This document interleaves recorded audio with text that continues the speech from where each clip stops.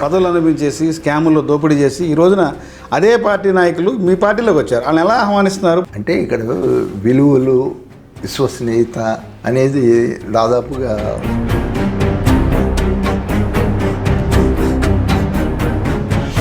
అభిమానం కానీ ఏమాత్రం లేదు, అభివృద్ధి పట్ల ధ్యాస లేదు. అలాంటి వ్యక్తులు ఆ పార్టీలో ఉన్నారు. మళ్ళీ వాళ్ళని మన పార్టీలో చేర్చుకోవడం వల్ల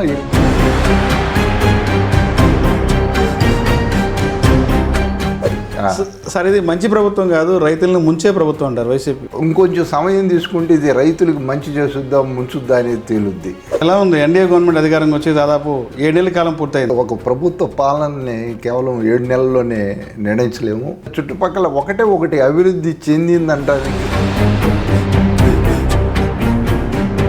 మార్కెట్ యార్డ్ చైర్మన్ చేశారు, మిర్చి యార్డ్ మార్కెట్ చైర్మన్ చేశారు. రాష్ట్రంలోనే పెద్దటువంటి యాడ్ ఇది. గత గవర్నమెంట్లో దాదాపు 100 కోట్ల రూపాయల అవినీతి జరిగింది. ఎన్డీఏ గవర్నమెంట్ అధికారంగా వచ్చింది. దీని మీద ఎలాంటి చర్యలు తీసుకుంటుంది గవర్నమెంట్? దాదాపుగా 2,000 కోట్ల రూపాయల అవినీతి జరిగింది, అక్రమాలు జరిగాయి. 400 కోట్ల స్కామ్ వెనక ఉన్న వైసీపీ పార్టీ సంబంధించినటువంటి ముఖ్య నాయకులు ఇంత పెద్ద కుంభకోణం బహుశా రాష్ట్రంలో కూడా దేశంలో కూడా జరగల. సజ్జల రామకృష్ణారెడ్డి దగ్గర నుంచి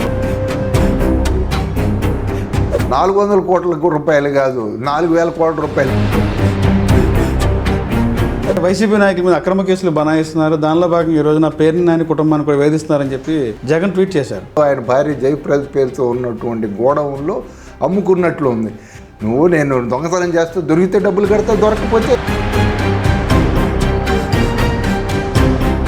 కేవలం వైసీపీ అన్న మాటల్ని మనం వివరణ ఇచ్చుకుంటా పోతే పవన్ కళ్యాణ్ గారు కూడా కొంతమేర సహకరిస్తూ ఆయన కూడా చేస్తున్నారు. కానీ ఇక్కడ నిజాయితీ కలిగిన వాళ్ళు ఎవరు లేరు ఆ పార్టీలో, ఒక్కడు లేడు. నిజాయితీ కలిగిన వాడు అయితే ఎలక్షన్ ముందు.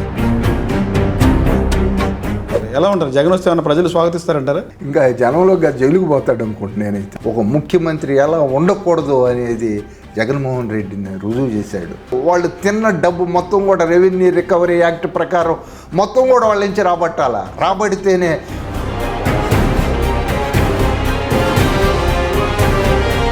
ఒక దుర్మార్గుడు అనే ఎలా ఉండాలో జగన్మోహన్ రెడ్డి